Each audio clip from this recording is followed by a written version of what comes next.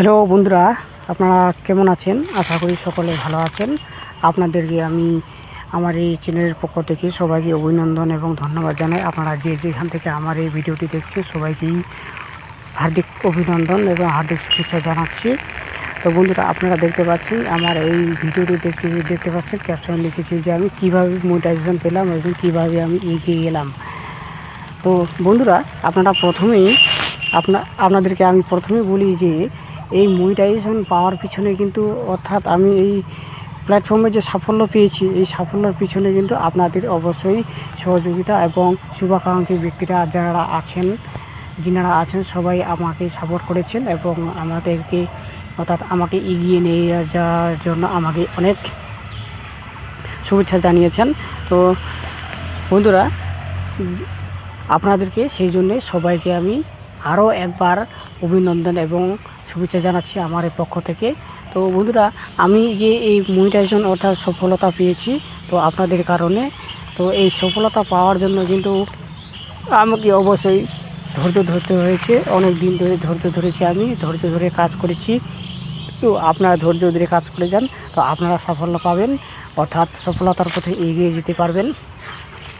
বন্ধুরা, আপনাদেরকে প্রথমে আমি বলি যে সফলতার পিছনে কিভাবে আপনাদেরকে ধৈর্য ধরে কাজ করতে হবে। তো বন্ধুরা, আপনারা যদি এই প্ল্যাটফর্মে সফলতা পেতে চান, অর্থাৎ কিছু আপনারা মনের আশা পূরণ করতে চান, তাহলে কিন্তু আপনাদেরকে অবশ্যই ধৈর্য ধরে কাজ করতে হবে।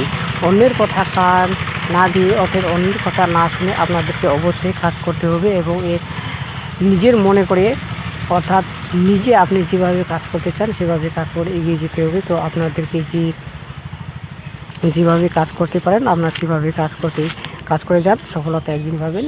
কিন্তু বন্ধুরা, আপনারা যে এইভাবে সফলতা পাবেন, সহজেই কিন্তু সফলতা পাবেন না।